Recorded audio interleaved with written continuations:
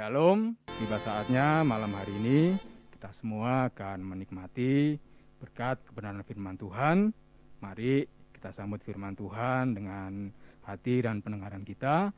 Biarlah kuasa Roh Kudus terus menuntun kita untuk semakin menjadikan kita lebih mengerti akan suara Tuhan dalam kehidupan kita. Kau sungguh indah, tiada tara.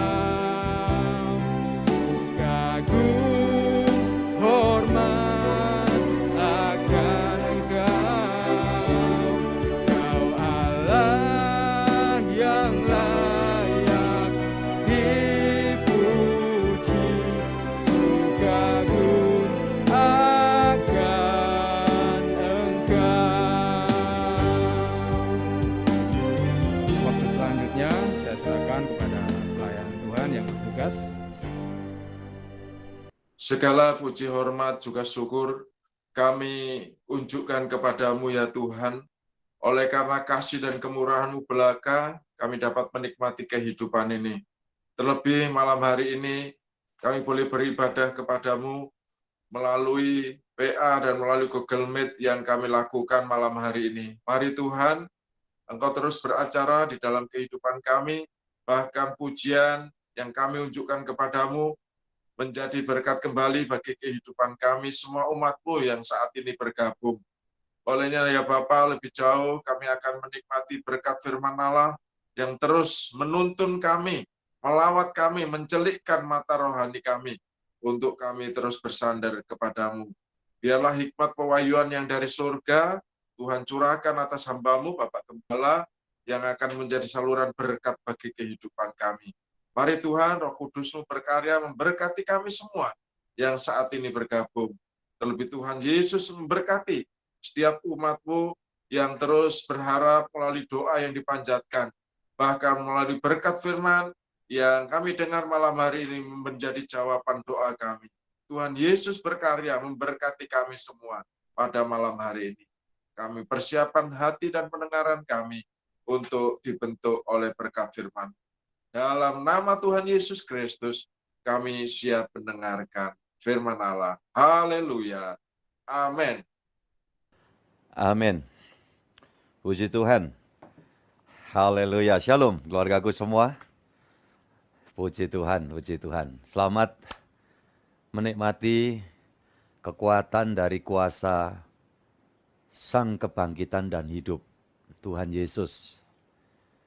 Sumber kekuatan yang mendunia. Jadi datangnya dari sorga ilahi, tetapi mendunia. Itu adalah dampak dari kebangkitan. Dampak dari kebangkitan Tuhan Yesus. Jadi asli ya, kalau berkat Tuhan Yesus itu mendunia, karena begitu Tuhan Yesus bangkit keluar dari maut, Dia hadir di setiap penjuru bumi, di mana ada berita Injil Kerajaan disampaikan, orang yang percaya menyeru nama Tuhan Yesus, maka Tuhan berkata, saya hadir di tengah-tengah kamu. Di waktu yang bersamaan, seorang di belahan bumi Amerika Serikat sana, tidak tahu di wilayah mana, di Los Angeles kah, di Texas kah, atau kemudian bersamaan ada seorang yang ada di sini, berseru kepada nama Tuhan Yesus. Maka di waktu yang bersama, ya, urutan jamnya tidak sama. Di sini malam, mungkin di sana pagi atau siang. Tetapi di waktu yang bersamaan, Tuhan Yesus hadir. Datang di tengah-tengah yang di Amerika dan yang di sini. Asli itu mendunia. Berkatnya damai sejahtera untuk ya seluruh alam semesta. Itu asli karena apa? Karena yang membawa segala macam damai, sejahtera, rahmat dan berkat itu hidup dan ilahi. Dan ajaib. Kalau umpama saja yang ngomong itu Nabi Yeremia, ya kan? Ini masih terus saya menegaskan. Suatu hari dikatakan, aku adalah diutus membawa ya kasih karunia bagi dunia, seluruh alam umpamanya. Ya itu kalau yang dengar di Israel sana, ya masih mungkin masuk akal, iya kan? Karena orangnya waktu itu ngomongnya di Israel. Terus kalau dia, si Yeremia ini, mewartakan bahwa dirinya itu ya mendapatkan mandat menjadi pembagi, penyebar damai, sejahtera bagi sekalian ya alam semesta ini. Padahal Yeremia mati. Terus tidak ada ceritanya lagi, mandek.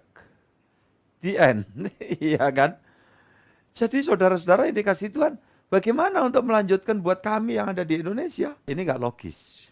Tapi kalau Tuhan Yesus mengatakan, ya inti dari beritakan Injil Kerajaan sampai ke ujung bumi, muridkan mereka dan baptislah mereka demi nama Bapa, Putra, dan Roh Kudus. Tolong diingat, kalimat di teks baptisan itu tidak ada kata Allah Bapa, Allah Anak, Allah Roh Kudus. Walaupun kita kadang kalau masih keperucutan itu juga tidak masalah, Tuhan paham. Tetapi untuk memahamkan di sekeliling kita, sesuai teks itu adalah atas nama Bapa, Putra, dan Roh Kudus. Yang dijelaskannya itu sebetulnya Allah yang Esa. Yang untuk mengenal Allah yang Esa ini ya di dalam pengenalan kita kepada Tuhan Yesus Kristus. Kita baru sampai ke hadirat Allah karena Yesus Putra Allah, Mesias, itu adalah Sang Firman itu sendiri, ya, yang disebut sebagai anak Allah. Ya, Sang Firman itu bersama Allah dan Firman itu adalah Allah. Nah, itu yang saya yakini nampak sejak Adam Hawa waktu belum dosa ya di Taman Eden. Ya, selalu mendengar Tuhan berjalan di dalam taman. Ini siapa? Tidak lain dan bukan adalah Sang Firman itu. Tapi belum ada nama Yesus ya. Tolong saudara bisa pahami, di Taman Eden belum ada kan nama Yesus. Nama Yesus baru Gabriel kasih tahu menjelang Natal, iya kan? Menjelang Natal, kapan? 2000 tahun lalu. Nah, di Taman Eden pada waktu itu Sang Firman yang bersama Allah, Sang Firman itu adalah Allah, ya dia yang nampak. Dapat dipahami kehadirannya oleh Adam Hawa di Taman Eden. Ya. Tapi dalam Perjanjian Lama kan belum ada nama Yesus. Belum diberikan nama Yesus tuh. Waktu ya Maria mau melahirkan itu, Gabriel memberitahu hendaklah ya diberi nama Yesus. Yang bergelar Immanuel. Nah, kalau Immanuel yang artinya Allah beserta kita, itu di Perjanjian Lama sudah muncul. Di mana? Di kitab Yesaya, ya kan?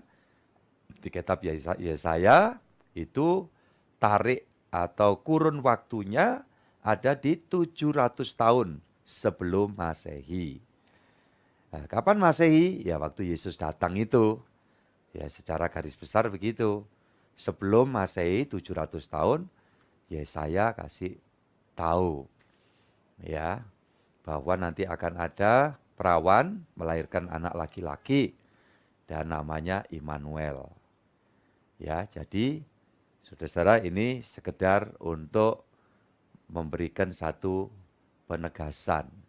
Tadi saya sedang bicara tentang baptislah atas nama Bapa, Putra dan Roh Kudus dan ajarlah ya apa yang kuajarkan kepadamu. Itu firman. Firman itu apa? Perwujudan kehendak hati Yesus yang adalah kehendak hati Bapa yang tidak terlihat oleh kita. Karena apa yang disampaikan Yesus itu adalah apa yang Bapa sampaikan kepadaku, kata Yesus. Karena apa yang kukatakan adalah yang dikatakan oleh Bapa. Nah, jadi saudara-saudara yang dikasihi Tuhan, ini adalah prinsip-prinsip untuk kita semakin gamblang. Supaya iman kita itu cetha welo-welo, begitu ya. Cetha welo-welo. Nah, begitu Tuhan menyampaikan maksudnya, maka Tuhan memberikan satu reward. Ya, ajarlah mereka, itu di dalam Matius ya, Matius pasal terakhir, ayat-ayat terakhir ya. Nggak usah dibaca sekarang itu, boleh PR aja baca. Dan Tuhan Yesus katakan, ketahuilah aku menyertaimu sampai akhir zaman. Sejauh mana kekuatan kekuasaan Tuhan Yesus seluruh alam semesta ini. Makanya tadi saya bilang, kalau di Amerika kah, di belahan bumi yang lain, di waktu yang bersamaan. Di sini kita juga berkata, Tuhan Yesus hadirlah. Kami mau terima firman dalam ibadah online Google Meet. ya, maka yang terjadi apa? Tuhan ada di tengah-tengah saya, di tengah-tengah saudara, Tuhan Yesus. Maka kalau dia katakan, kekuasaanku itu menjagat, mendunia. Nah itu loh, itu asli, itu original. Kenapa? Dia ada keluar dari maut. Makanya dikatakan penulis Ibrani begini, kita mempunyai imam besar yang telah mengitari seluruh bumi. Jadi itu bukan artinya Tuhan Yesus itu kayak satelit gitu ya, mengitari bumi, bukan. Dalam arti bumi ini ada di dalam kekuasaannya. Di dalam kekuasaannya. Jadi ini keuntungannya kalau saya dan saudara sungguh mengenal bahwa Yesus itu Mesias. Artinya Mesias itu sama dengan Kristus. Mesias bahasa Ibrani, Kristus itu bahasa Yunani.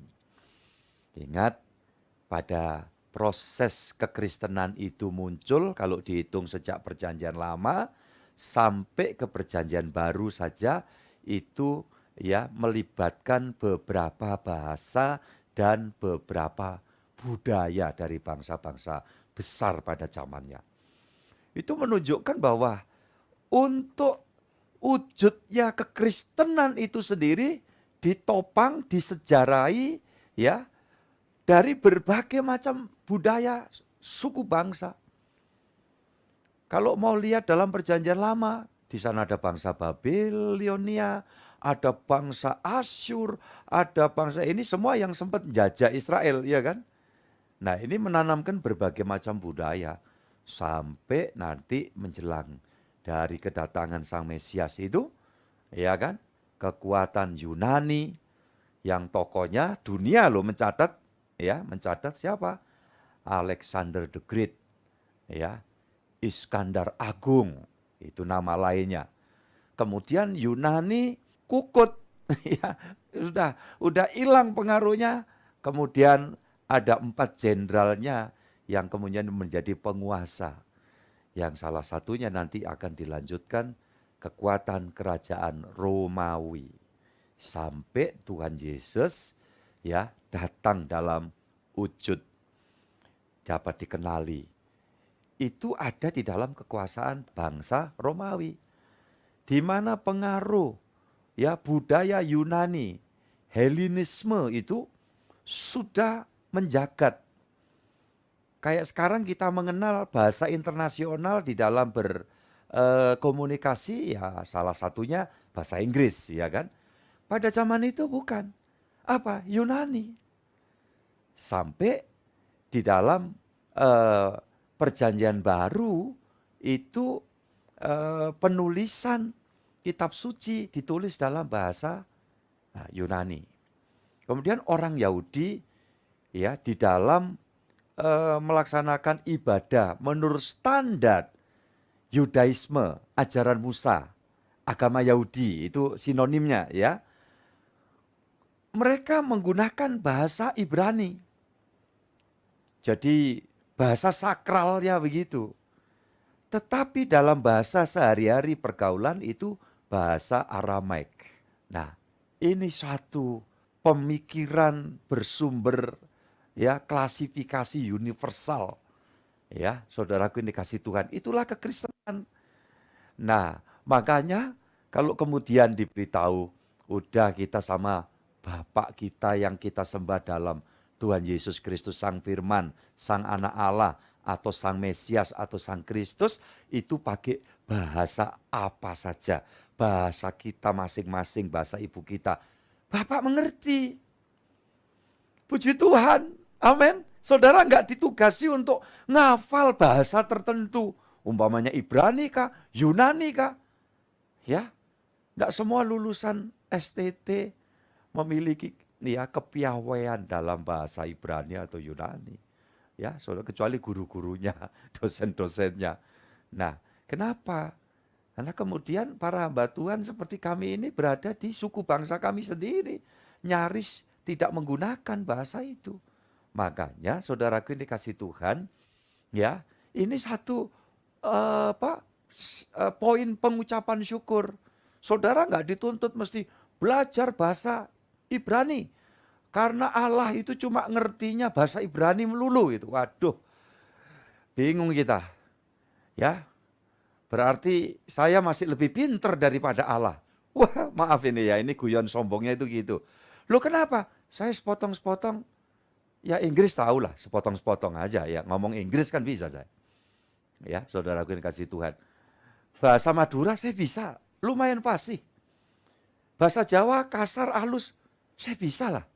Bahasa Mandarin sepotong-sepotong, ya bisa. Minimal, buah ini. Iya kan? Kalau sampai dijawab, nih bu, yo. Ya, saya balas jawab lagi, wo pekso. Itu cinta pemaksaan. Ya, saudara-saudara. Lah kalau Allah cuma taunya bahasa Ibrani melulu, atau cuma Yunani tok. Tok itu sama dengan only ya. Jadi kalau saya apa kok pakai tok itu only gitu. Saya bilang, wah saya lebih pinter dari beliau gitu. Iya kan? Tapi kalau saya bilang, luar biasa Tuhan kita. Kita doa mau bilang, ya Bapa di sorga, ya my Father in heaven, ya. Atau kita berkata barangkali, ebes. Orang Surabaya bilang ebes. Ya, saudaraku yang dikasih Tuhan. Kemudian barangkali bahasa mana lagi lah. Kalau andai kata pakai bahasa Betawi, apa Betawi itu? Babe, di sorge gitu ya. Dia ngerti semua. Halo, bisa nangkep suara saya dengan baik? Iya, ada yang bisa dimengerti saudara apa yang saya sampaikan? Oke, puji Tuhan. Jadi, saudara-saudara yang dikasih Tuhan, sekali lagi penegasannya, kalau Tuhan Yesus berkata bahwa kekuasaanku itu menyeluruh atas alam semesta, jagat raya ini. Wah, itu bukan isapan jempol. Ya, beda kalau yang ngomong Yeremia, ya, yang ngomong Yesaya. Ya dia hebat pada masanya. Tapi setelah mereka wafat, mereka dikubur, kuburannya ada sampai sekarang. Saya cari di sana. Mau cari nabi mana-mana masih hampir semua, ini makamnya ini makamnya ini makamnya ini. Begitu sampai mana makam Yesus? Ini makam Yesus. Beda. Kenapa? Kubur sudah terbuka. Kosong. Ya. Yang membuktikan itu Alkitab memberitahu bukan murid-murid Yesus yang woro-woro. Justru malaikat yang turun seperti kilat. Membuka batu besar penutup kubur itu. Dan para murid pengikut Yesus dibuat termangu-mangu di depan mulut kubur itu. Karena kubur sudah kosong. Kain pembungkus jasad, kain kafan dan kain peluh pembungkus kepala jenazah ada di situ. Ya, tapi Tuhan Yesus tidak ada di situ. Luar biasa. Saudaraku ini kasih Tuhan. Ini bukti dia benar-benar Mesias, Kristus, Anak Allah yang dijanjikan sejak perjanjian lama. Nah, begitu digenapi dalam perjanjian baru, tokoh-tokoh Yahudi, ahli-ahli Taurat, ya ahli-ahli agama, dia coba membelokkan, memalingkan semua ini.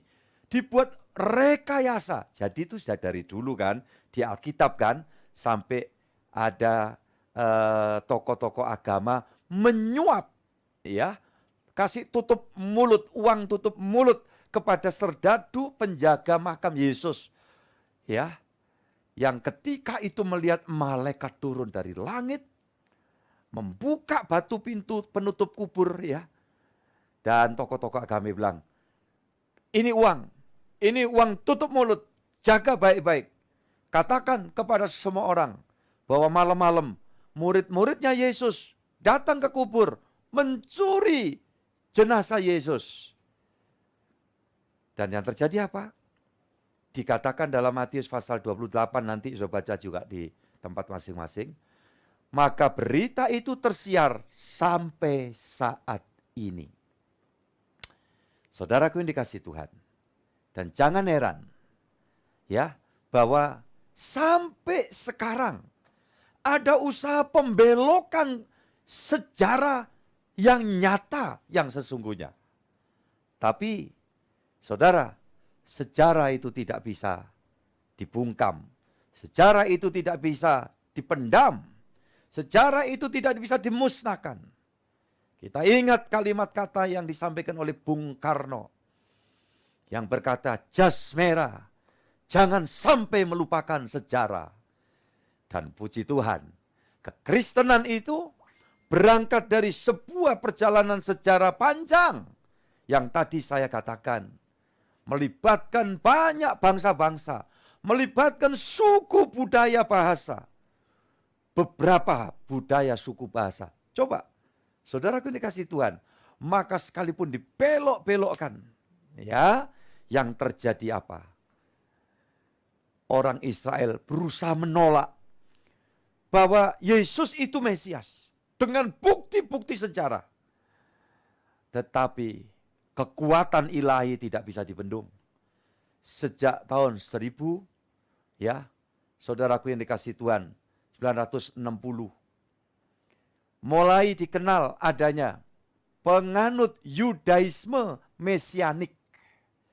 Jadi Yudaisme itu adalah agama Yehuda atau Yahudi, agama Yahudi, di mana agama Yahudi itu oleh karena tadi pembelokan sejarah tadi, mereka tidak mengakui Yesus Mesias. Yesus anak Allah, tapi mereka masih menunggu. Mesias itu belum datang. Yesus, oh itu bukan Mesias. Tapi 1960 mulai kekuatan ilahi Tuhan Yesus bekerja, Roh Kudus, Roh Allah bekerja. Maka mulai bermunculan ya kelompok-kelompok agama Yahudi Mesianik, yang artinya mereka orang Yahudi tetap menganut agama Yahudi, tetapi mengimani dan percaya bahwa Yesus yang mati, bangkit, itu adalah Mesias yang mereka tunggu-tunggu. Bukan ditunggu lagi, sudah datang. Tinggal menunggu kedatangan Mesias yang kedua kali untuk menjemput semua yang beriman kepada Mesias Yesus Kristus, Tuhan dan Juru Selamat itu. Saudara-saudaraku yang dikasihi Tuhan, tentang Yudaisme Mesianik, saudara bisa buka nanti di Wikipedia, Yahudi atau Yudaisme Mesianik, nanti saudara akan mendapatkan kejelasan secara praktis dan gamblang. Nah, ini sekarang adalah kesempatan untuk kita belajar. Ya, saudaraku yang dikasihi Tuhan, maka nanti akan dijelaskan di situ.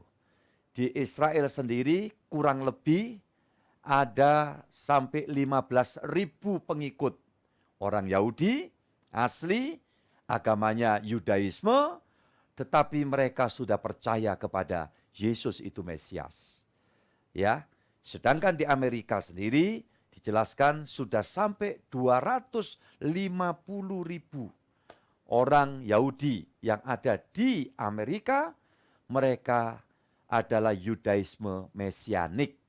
Sama dengan kita percaya Yesus Juru Selamat, Yesus itu Mesias, Tuhan Yesus itu yang pemilik jagat yang menampakkan diri di seluruh jagat ini.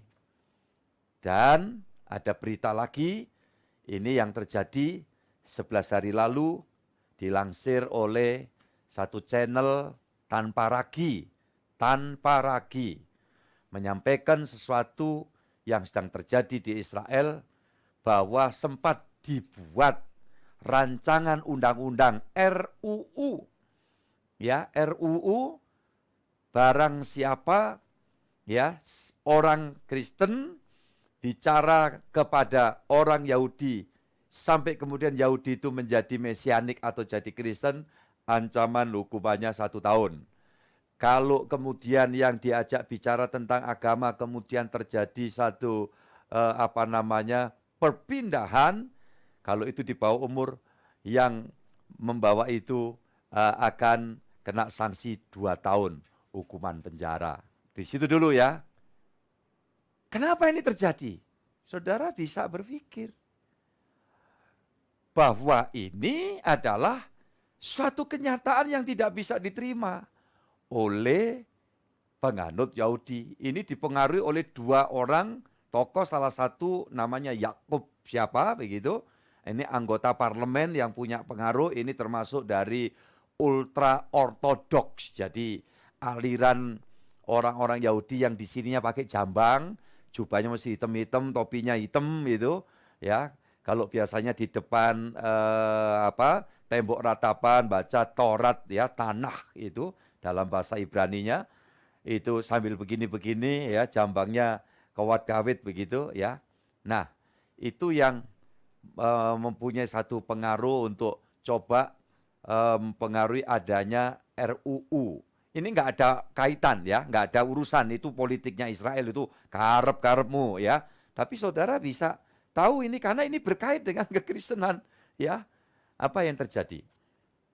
Saudaraku, ada suatu kekuatan tim evangelisme, penginjil yang ada di Amerika yang selama ini ya banyak mensupport Israel. Ya mereka teriak, kalau begitu Israel sudah tidak yang bersifat moderat, yang tidak bersifat demokratis, ya, dan kabarnya RUU itu dibatalkan.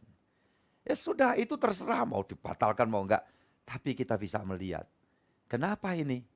Ada kemungkinan karena pengaruh ya dari kalangan yang ortodok itu semakin menurun, tetapi yang mesianik kemungkinan bertambah. Kok bisa demikian? Apa ini usaha manusia? Sama sekali tidak. Kehadiran kekristenan itu rancang bangunnya adalah ilahi. Pemberitanya adalah orang-orang yang mayoritas biasa-biasa. Rasul-rasul 90 sekian persen dari rakyat jelata. Kaum nelayan. Saudaraku yang dikasihi Tuhan. Kemudian munculnya kekristenan itu tidak mendapat support dari negara asal-usulnya. Dari negeri asal-usulnya. Coba bayangkan. Tapi mengapa di jagat ini, kalau kita mau ngomong ya identitas gitu, yang terbesar di dunia ini adalah Kristen, ya dengan semua alirannya ya. Saudara yang dikasih Tuhan. Tidak dapat support loh. Dari tempat tanah asalnya. Orang Israel itu dulu ibadah di dalam bait Allah. Di Yerusalem. Tapi kan terjadi satu pemisahan secara alami. Karena orang-orang tokoh-tokoh Yudaisme, Yahudi, ya, ahli-ahli Taurat dan sebagainya ini, mereka tidak bisa menerima kelompok suku bangsa yang sama, tetapi menganut jalan Tuhan. Jadi kekristenan itu awalnya disebut jalan Tuhan. Berangkat dari yang diproklamirkan Yohanes Pembaptis. Akulah yang berteriak-teriak, persiapkanlah jalan bagi Tuhan. Kemudian diamenkan, dikatakan, ditegaskan oleh Yesus. Aku jalan, kebenaran, dan hidup. Tidak seorang pun dari kalian bisa sampai kepada Bapa kalau tidak bersama aku, Yesus. Jadi yang percaya itu kemudian ya mereka menyebut diri kami pengikut jalan Tuhan. Akhirnya terjadi pemisahan baik dari bait Allah Yerusalem sebelum roboh. Robohnya itu kan nubuat Yesus. Nanti ini tidak ada batu bata yang saling tertindih satu dengan yang lain. Ya, bakalnya roboh, rontok. Betul. Yesus katakan tuh kira-kira tahun 30 Masehi. 40 tahun kemudian Yesus sudah bangkit, sudah naik, sudah datang di setiap ya lini kehidupan. Tahun 70 Masehi, Jenderal Titus, Jenderal Romawi menghancurkan bait Allah di Yerusalem. Yang dikatakan Yesus selalu terjadi. Dia bukan manusia, dia Tuhan. Yang ngerti setuju, katakan amin. Dia Tuhan. Dia dahsyat. Makanya kalau dia janji menjamin kita sungguh-sungguh terjadi. Kalau enggak mungkin ini terjadi. Satu berita yang sempat dilansir di Indonesia mungkin diberitakan sepotong, nanti bisa arahnya rada-rada mungkin ya beda, namanya kepentingan politik, ya kan? Itu ya hal yang biasa. Tapi kalau kita melihat berbagai macam pemberitaan internasional, ya menyampaikannya mungkin lebih jelas, vulgar. Ya, saudara-saudaraku yang dikasih Tuhan. Tapi kalau mau lihat sepotong aja dari channelnya Tanpa Ragi, ya 11 hari yang lalu. Dan dia sampaikan itu, kemudian saya membuka untuk mendapat kejelasan dari Wikipedia tentang bagaimana Yudaisme Mesianik itu, saudara-saudaraku yang dikasih Tuhan. Sekali lagi, Tuhan kita itu luar biasa. Makanya tidak ada yang bisa menghalangi ya berita yang ajaib, yaitu dia bangkit dari antara orang mati. Orang paling jahat dulu juga masuk kelompok ahli Taurat, ya, bunuhi orang percaya, pengikut jalan Tuhan. Akhirnya ditangkap juga oleh Tuhan. Kita baca ya ayat-ayatnya, kita buka Kisah Rasul pasal yang ke-9 ayat 1 sampai 6. Selamat melayani Pak Yohanes Widodo. Puji Tuhan. Sementara itu, berkobar-kobar hati Saulus untuk mengancam dan membunuh murid-murid Tuhan. Ia menghadap imam besar dan meminta surat kuasa daripadanya untuk dibawa kepada majelis-majelis Yahudi di Damsyik, supaya jika ia menemukan laki-laki atau perempuan yang mengikuti jalan Tuhan, ia menangkap mereka dan membawa mereka ke Yerusalem. Dalam perjalanannya ke Damsyik, ketika ia sudah dekat kota itu, tiba-tiba cahaya memancar dari langit mengelilingi dia. Ia rebah ke tanah dan kedengaranlah olehnya suatu suara yang berkata kepadanya, "Saulus, Saulus, mengapakah engkau menganiaya aku?" Jawab Saulus, "Siapakah engkau, Tuhan?" Katanya, "Akulah Yesus yang kau aniaya itu. Tetapi bangunlah dan pergilah ke dalam kota.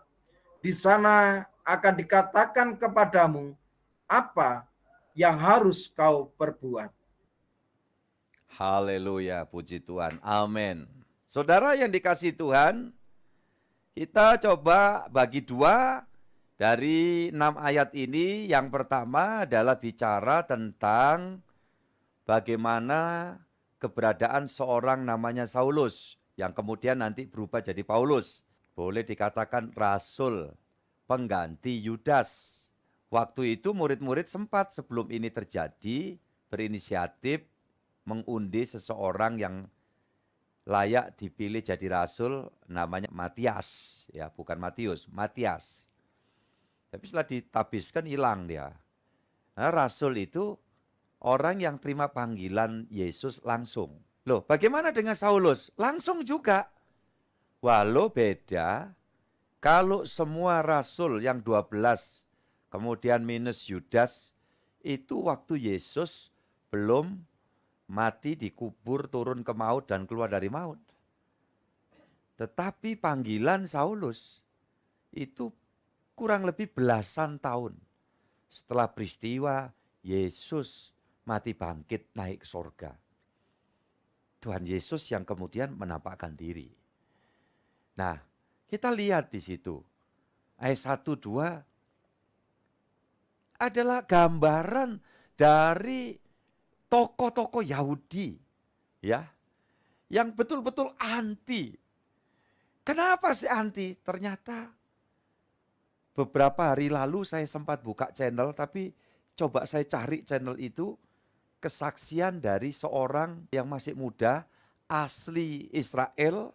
Dia masuk sempat pendidikan sebagai tour guide lokal ya, Israel, tapi fasih bahasa Indonesia, itu yang sempat kapan saya singgung, bahwa dia yang mengatakan orang Yahudi atau Israel itu dilarang ketat Jangan sampai baca perjanjian baru. Padahal perjanjian baru ya beredar. Terjemahan bahasa Inggris dari bahasa Yunani ada, bahasa Arab juga ada. Saya punya Alkitab Injil perjanjian lama dan baru bahasa Arab.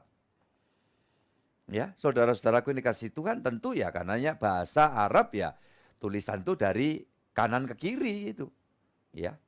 Nah, dia menceritakan si orang muda ini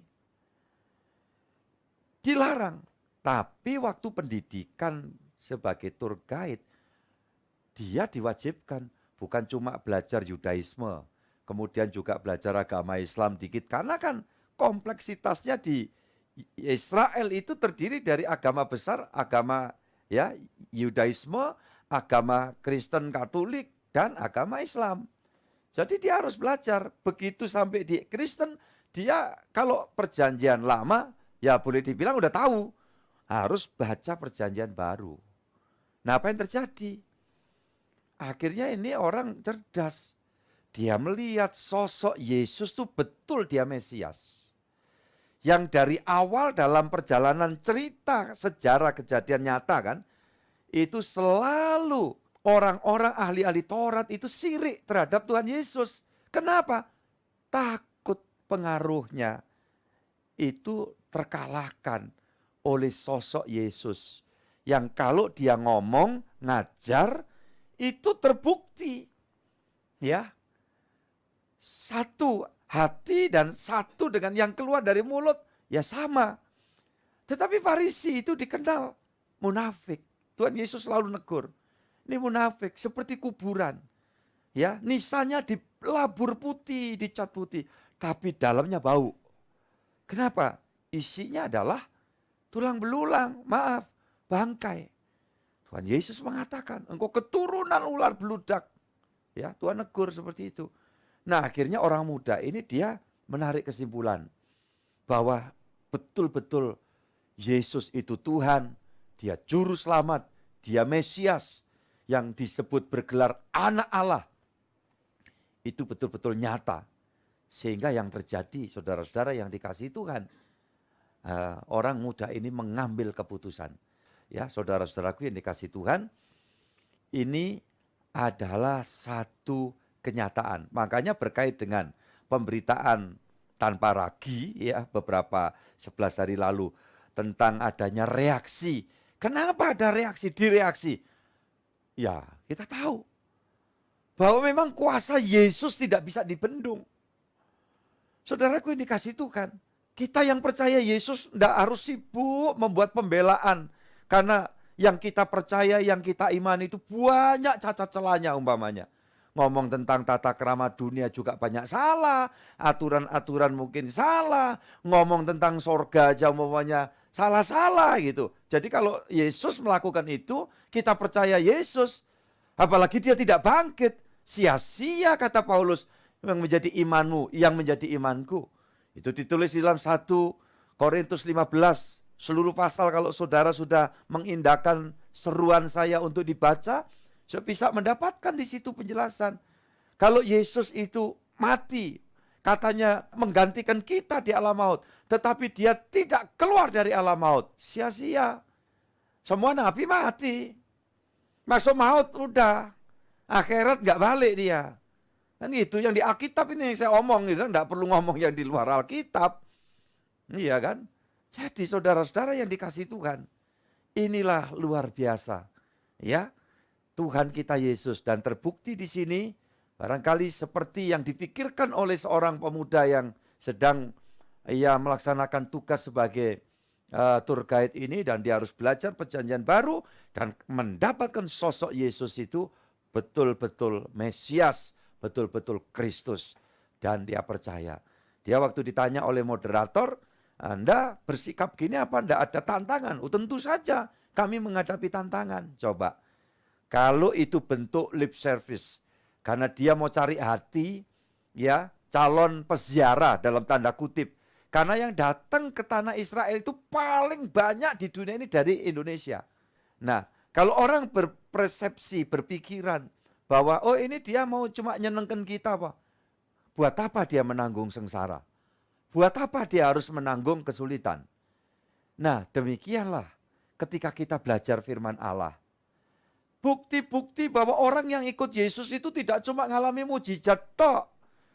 Bukan cuma mengalami sulit ditolong, sakit disembuhkan, masalah dapat jalan keluar. Yang butuh rezeki Tuhan buka rezeki. Ya itu salah satu bagian.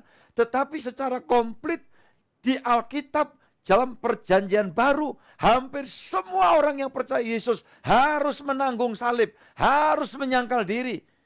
Dan ini harus diberitakan sampai hari ini. Karena apa?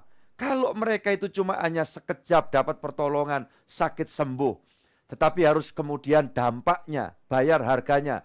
Leher mereka dipotong. Siapa yang mau kalau tidak mempunyai satu dasar pengharapan? Ikut Yesus itu berkatnya bukan cuma yang ada di dalam dunia yang kaleng-kaleng ini. Yang sebentar ada, sebentar nggak ada. Sebentar kelihatan banyak, sewaktu-waktu bisa hilang musnah. Ya, saudara-saudara yang dikasih Tuhan. Tetapi orang-orang beriman yang mempunyai harapan. Seperti yang dikatakan Yesus. Nanti kamu akan pulang bersama aku. Aku pergi ke sana menyediakan tempat bagimu. Aku akan ajak kamu ke Firdaus. Dan seterusnya, dan seterusnya. Itu iman Kristen. Ya, saudaraku yang dikasih Tuhan. Ini memang kalah populer. Ya, dibandingkan mungkin orang yang bertujuan untuk mendapatkan banyak pengikut. Dengan yang ditampilkan pertolongan, mukjizat, kekuatan, kuasa Tuhan. Iya, saya percaya. Ya, kita tidak boleh kemudian menganggap sepi pertolongan Tuhan. Tetapi juga tidak boleh hanya mengedepankan pertolongan Tuhan atau mukjizat. Saudaraku yang dikasih Tuhan, bagaimana kita harus bersikap? Kita harus ikut Dia dengan setia, dengan tekun. Kemudian apa? Kita mewartakan. Seperti yang dialami oleh Paulus. Yang asalnya Saulus. Begitu dia lihat Yesus buta. Kemudian Tuhan bilang, Tuhan Yesus, nanti selanjutnya kamu akan ketemu seseorang. Dan kamu tahu apa yang harus kamu kerjakan selanjutnya. Ya, nanti dia akan ada di rumah Ananias. Kemudian ada seorang hamba Tuhan juga namanya Ananias. Pokoknya terjadi koneksitas. Kalau kita itu berjalan dalam tuntunan Tuhan, sesulit-sulitnya jalan, pasti Tuhan buka jalan. Seruut-ruutnya jalan hidup ini, pertolongan Tuhan tidak mustahil buat saya dan saudara. Percayakah saudaraku yang dikasih Tuhan? Ya, itulah kekristenan. Kita bergantung Dia sungguh-sungguh. Dan tentang kebangkitan Tuhan Yesus ini. Kemudian Paulus mengatakan kepada jemaat di Korintus. Langsung beralih ya. Ayat-ayat tadi sepotong-sepotong sudah bisa baca keseluruhan perikop. 1 Korintus 15 ayat 5 sampai 11. Pembuktian dari Paulus yang dulu menolak Yesus, yang membantai banyak orang pengikut jalan Tuhan, akhirnya dipanggil Tuhan Yesus, diselamatkan, diutus, dipenuhi Roh Kudus, ya, akhirnya dia bisa melihat banyak peristiwa rohani dia saksikan. Silakan 1 Korintus 15 ayat yang ke-5 sampai 11. Bahwa ia telah menampakkan diri kepada Kepas dan kemudian kepada ke-12 muridnya. Sesudah itu ia menampakkan diri kepada lebih dari 500 saudara sekaligus. Kebanyakan dari mereka masih hidup sampai sekarang. Tetapi beberapa di antaranya telah meninggal. Selanjutnya, ia menampakkan diri kepada Yakobus, kemudian kepada semua rasul. Dan yang paling akhir dari semuanya, ia menampakkan diri juga kepadaku, sama seperti kepada anak yang lahir sebelum waktunya. Karena aku adalah yang paling hina dari semua rasul, bahkan tidak layak disebut rasul, sebab aku telah menganiaya jemaat Allah. Tetapi karena kasih karunia Allah, aku adalah sebagaimana aku ada sekarang. Dan kasih karunia yang dianugerahkannya kepadaku tidak sia-sia. Sebaliknya, aku telah bekerja lebih keras daripada mereka semua. Tetapi bukannya aku, melainkan kasih karunia Allah yang menyertai aku. Sebab itu, baik aku maupun mereka, demikianlah kami mengajar, dan demikianlah kamu menjadi percaya. Puji Tuhan, ya kan? Jadi saya berulang mengatakan, kekristenan itu tidak ujuk-ujuk muncul tahu-tahu di Indonesia begitu ya. Tanpa keterkaitan terkorelasikan dengan sejarah sebelumnya. Maka di sini dikatakan, ya kan?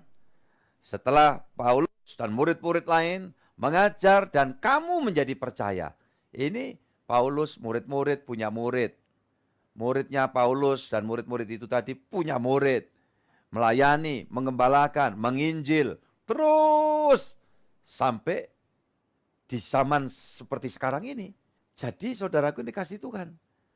Kalau ada istilah yang dituduhkan ya dari para polemik itu kitabnya palsukan, tidak asli dan sebagainya. Muridnya Paulus kan bisa nolak, ini bukan tulisan guruku ini.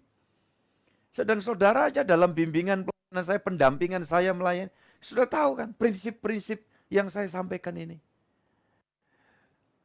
Kalau saudara mendengar ada orang menyebut tentang Yesus itu 100% manusia, 100% Allah. Saya yakin di telinga saudara langsung teng gitu. Ya, karena apa? Itu prinsip yang saya tanamkan. Ya, enggak ada di Alkitab seperti itu kan. Keyakinan saya, tapi orang lain boleh punya pemikiran begitu. Teman hamba Tuhan, ya silakan. Tapi kalau mau belajar, ayo kan gitu. Saya juga belajar banyak. Saya dengar bagaimana Imam Katolik di dalam prinsip ya firman jadi daging, firman menjelma jadi manusia, jadi Yesus tepatnya. Ya, firman inkarnasi, ya, jadi Yesus. Saudaraku yang dikasihi Tuhan. Nah, itu menjadi suatu kenyataan bahwa Yesus itu adalah seutuhnya sang firman. Wujudnya ya Yesus itu. Dari sejak hadir dulu para murid lihat sampai nanti kita bakalnya lihat yaitu Yesus seutuhnya. Tubuhnya juga enggak gonta-ganti kok. Makanya tubuh yang dari maut masuk maut keluar dari maut tetap sama. Kalau enggak kan waktu nunjukkan ke Thomas kan udah buntu, ya kan? Ini kan bolong. Nah jadi itu tubuh kebangkitan itu sama dengan tubuh kemuliaan. Ya sudah karep mulai ya, namanya keyakinan. Monggo. Tapi kalau orang tanya, ada perbedaan Pak waktu masuk kubur sama keluar kubur? Enggak. Lu tentang nanti perjalanan ke Emmaus ada murid-muridnya yang pangling, yaitu wajar saja. Karena apa? Mereka sudah kadang terframing kenyataan Yesus guruku itu mati dikubur. Itu dulu. Ya, secara psikologis dapat terlihat. Jadi ketika akal mereka masih belum meyakini yang dikatakan Yesus aku nanti bangkit, begitu. Ya, dia tetap berpikir mati, maka orang yang mati itu tiba-tiba jalan bareng, nimbrung dalam pembicaraan itu, ya mereka tidak mengenal itu, is okay. Satu, itu alasan. Yang kedua, mungkin saja ada sesuatu yang Tuhan sebetulnya sudah mulai mengenalkan wujud aslinya. Seperti yang pernah dikenalkan sesaat di atas gunung kepada Yohanes, Yakobus, dan Petrus. Itu di dalam Markus pasal 9. Saya ada data ya, jadi ngomong begini nggak boleh terus asal aja itu. Datanya jelas pasal 9 itu. Yesus menampakkan diri dengan jubah yang terang benderang. Maksudnya itu full kemuliaan. Ya, sinar yang luar biasa. Sampai kesiloan si Petrus itu enggak bisa lihat. Loh gitu loh. Itu aslinya Yesus. Yang untuk sementara karena dia masih harus berkutat di tengah-tengah orang dosa, pendosa yang masih najis, ya, dia menunjukkan keberadaannya mirip kita. Saudaraku yang dikasihi Tuhan. Dalam arti ya masih mungkin kayak ya namanya ada rambut ya apa kan gitu kan. Nah, seperti itu. Tetapi itu aslinya yang pernah dilihat di atas gunung, ya. Nah, nanti tetap aja kita juga lihat aslinya itu dengan mengenakan tanda-tanda bekas lubang-lubang paku itu. Jadi saudara-saudara yang dikasih Tuhan, kalau ini kita pahami, wah luar biasa Tuhan Yesus itu, iya kan? Jadi saudara-saudara yang dikasih Tuhan, ini yang Paulus katakan, sehingga kamu menjadi percaya karena aku telah mengajarkan ini bersama dengan rasul-rasul yang lain. Kita lanjut di dalam Matius 24 ayat 13. Tetapi orang yang bertahan sampai pada kesudahannya akan selamat. Amin. Jadi saudara-saudara yang dikasih Tuhan, sekarang di dalam kekristenan kita, itu kalau Paulus dikatakan nanti setelah ini kamu akan berada di satu tempat dan kamu akan tahu apa yang seharusnya kamu kerjakan. Ya. Tuhan Yesus mengatakan kepada Saulus seperti itu dan kita lihat Saulus dibaptis, Saulus diurapi Roh Kudus, Saulus kemudian menjadi pewarta Injil kerajaan itu. Sehingga dia banyak menjelaskan, mengajar. Sehingga kita dapatkan ajaran Paulus ini melalui berbagai macam surat yang disampaikan kepada jemaat di kota Korintus, di kota Efesus, di kota Filipi, itu nama-nama kota semua. Ya, begitu juga saya dan saudara. Kalau kadang orang itu nggak diberi pengertian di dalam bergereja, menjadi pribadi Kristen pengikut jalan Tuhan yang sungguh-sungguh, dia nggak diarahkan motivasi yang sebenarnya, akhirnya keliru. Maaf, ya nggak salah doa minta usaha maju, rezeki tambah, ada perubahan hidup, ya supaya dikasih nasib yang baik, hari tua yang sejahtera, sampai mati masuk surga. Nggak salah, tetapi itu bukan tujuan. Itu hanya sekedar bonus. Nah tujuannya apa? Tujuannya kalau dibaca di dalam Injil Matius ya pasal 24 itu tadi, tolong Pak baca ayat bawahnya, ayat 14-nya. Pak Yohanes baca. Dan Injil kerajaan ini akan diberitakan di seluruh dunia menjadi kesaksian bagi semua bangsa. Sesudah itu barulah tiba kesudahannya. Nah, saudara, kita sering berharap, bahkan ada pendeta-pendeta itu yang kadang-kadang ya, saya berpikir melebihi Tuhan Yesus, ya. Nafsir tanggal tahun sekian Yesus datang yang kedua kali. Oh, itu sudah dari abad ke abad pernah terjadi. Di era kita itu juga pernah terjadi. Di Bandung tuh berapa 20 tahun silam barangkali, ya nggak perlu saya sebut nama pendetanya, sampai kemudian ditangkap polisi, masuk penjara, ya. Karena ngajain orang itu untuk mempercayai bahwa nanti jam sekian, tanggal sekian, Tuhan Yesus datang yang kedua kali. Taunya bleset. Yesus sendiri mengatakan, ya malaikat aja nggak tahu. Nah, orang kalau berharap kapan Yesus datang, sederhana aja. Tugasmu, tugasku penuhi. Untuk apa? Wartakan Injil kerajaan Allah itu. Apa sih intinya? Tuhan Yesus, Mesias, Juru Selamat.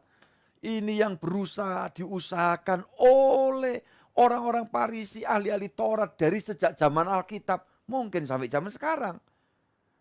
Ya, saudara kita, teman-teman kita penganut Yudaisme mungkin masih ya dia menolak Yesus itu juru selamat, kan begitu.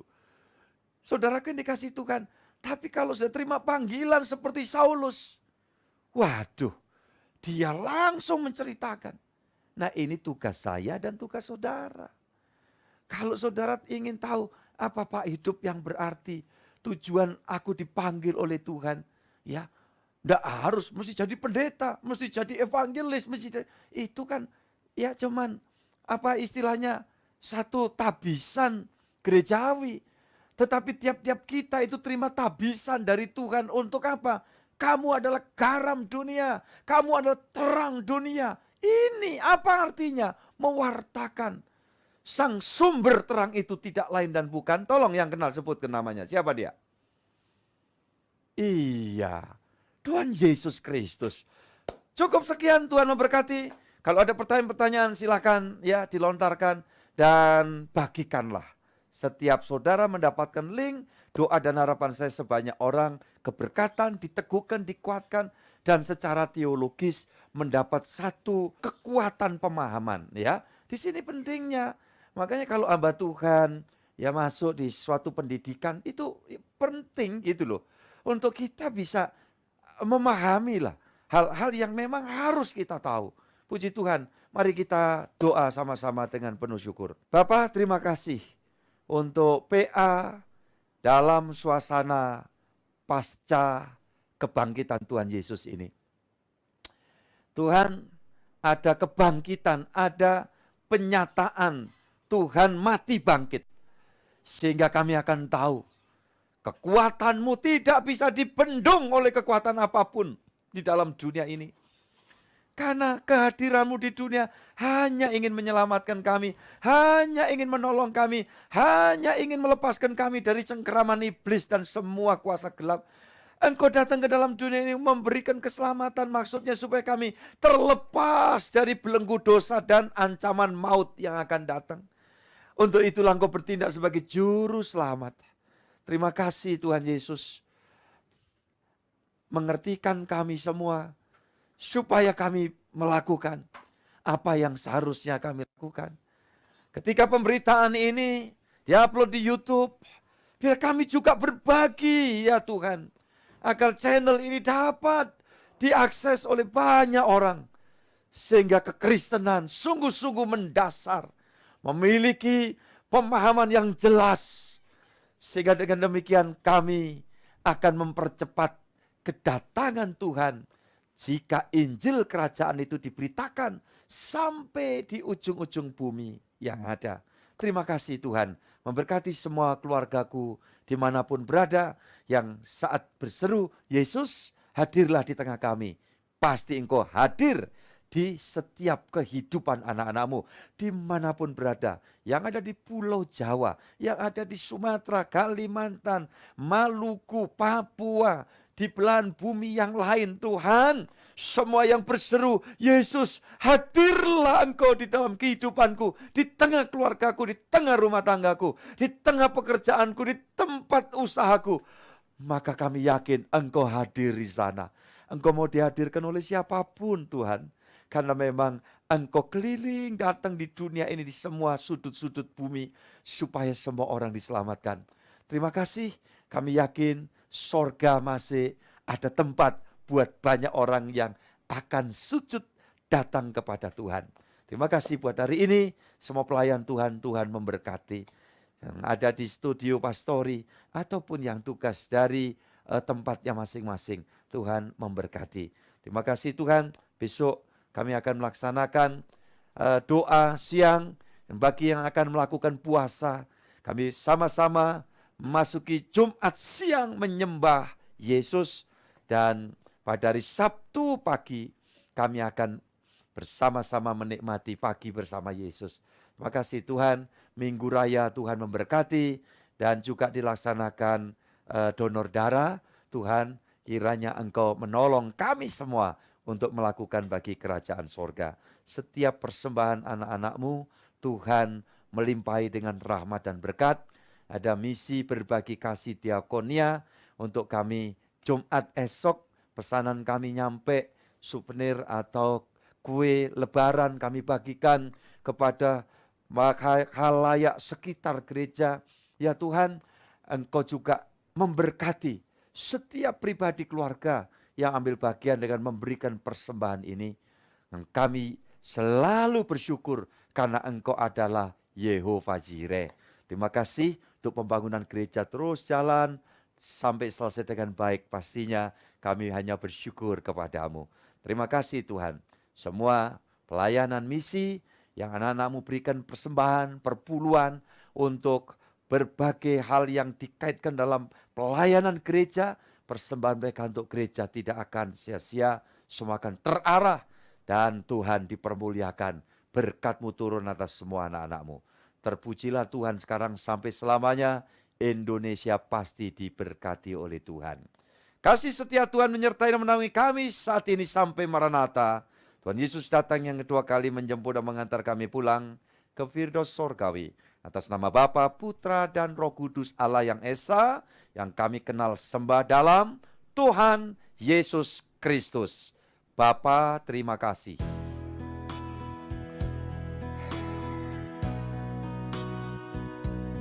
Bapa, terima kasih.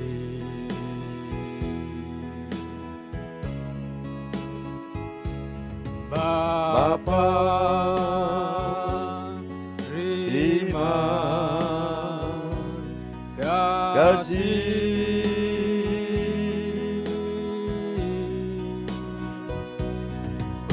Bapa di dalam surga,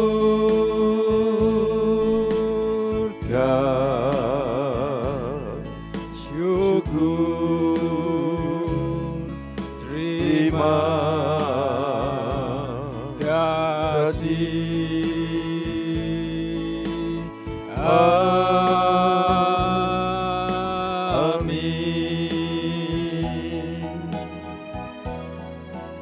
Amin, amin, amin. Tuhan memberkati semua keluargaku.